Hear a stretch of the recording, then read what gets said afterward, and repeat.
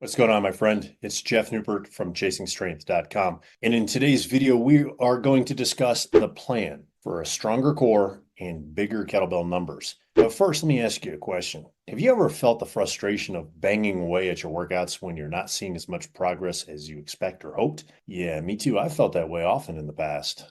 Not so much in the most recent past, but certainly in my 30s and my early 40s. And sometimes I'd actually wondered if all this training was worth it at all. So maybe you can relate. If so, keep watching. So let me tell you a quick story about one of the most productive seasons of my training life. And that was back in September 2010 to about April 2012 when I focused on actually getting healthy instead of performance, right? Being as strong as I possibly could. And one of the major issues that I identified was that my abs, all of my abs, were incredibly weak. Like pathetically weak, like a kitten weak, right? So in my last video, I told you about losing my body's natural ability to stabilize itself. So what I do? Well, I went on a quest, and that quest was to get that strength back. So before I tell you what I did, let me tell you, it was absolute and complete murder on my mind, right? After all that time training with kettlebells and heavy lifting and becoming a master kettlebell instructor with the RKC and having just published my first book, right, which by the way was super hardcore. At that moment in time, right, I was the opposite. I was not hardcore at all, right? I felt like a hypocrite, an imposter even. I couldn't recover from the workouts in that book. Like I could do them and they were fine doing them, but it's what happened in my body afterwards, right? That made me feel like the hypocrite. It was embarrassing, right? So, and as I said, when I was younger, I could train that way that I had been advocating in that book, but not at that moment in time. And to make matters even worse, I spent over $20,000 on treatments and advanced education, right? Or in other words, overhyped certifications over the previous 4 years with nothing really positive to show for it. Yeah, I could move a little better and I was leaner, but I wasn't any stronger. And frustratingly so, right? It still pains me to talk about this, is I could not return to my beloved sport of Olympic weightlifting at the time. The truth of the matter was I was getting tired and feeling worn out. Sure, I was doing some restoration work, but every time I'd ramp up my heavy training, I tweak my lower back again and get that awesome radiating pain across my belt line and in my lower back and down my left leg. Maybe you've had that. It's super awesome, right? So what I do? Well, I threw in the towel, right? I actually quit. Not many people know this, but I actually gave up kettlebell lifting altogether for a full 18 plus months. Imagine that, a master kettlebell instructor in the world's leading kettlebell education company, not using kettlebells. Talk about an identity crisis.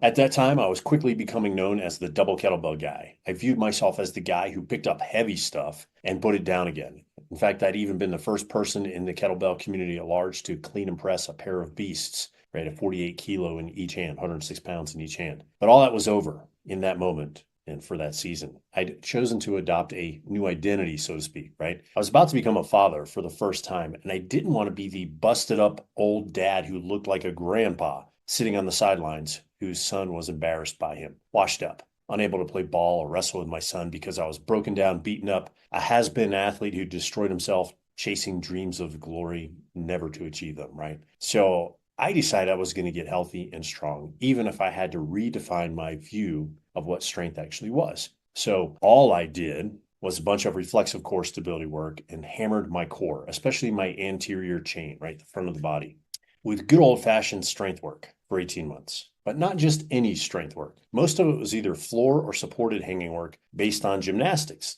type strength work. Well, the result? Well, after not seeing my friend and the father of the modern kettlebell renaissance, Pavel Satsuin, for nearly a year, we met for coffee in Budapest the night before the RKC instructor kettlebell certification in August 2011. He was shocked by my appearance. I'm not even going to try and do a Russian accent. It's horrible, right? And probably insulting, but essentially he said this: Jeff, what have you been doing in your training? You look so athletic. I'd also lost about 15 pounds of fat in this entire process. And right around that time, on a whim, I also tested my kettlebell strength. So this is what was really interesting to me. Okay. Now remember, I hadn't been performing any kettlebell lifts at the time. So for no kettlebell lifts, 18 months, gymnastic strength work, reflexive core stability work, and some other things, which I'll tell you about in some other videos, I was able to perform 4 sets of 10 reps on the double clean with a pair of 40 kilos, resting 2 minutes between each set. And honestly, it was easy. What was interesting to note is that I had actually struggled with 1 set of 10 when I was a full 20 pounds heavier, about 225 pounds.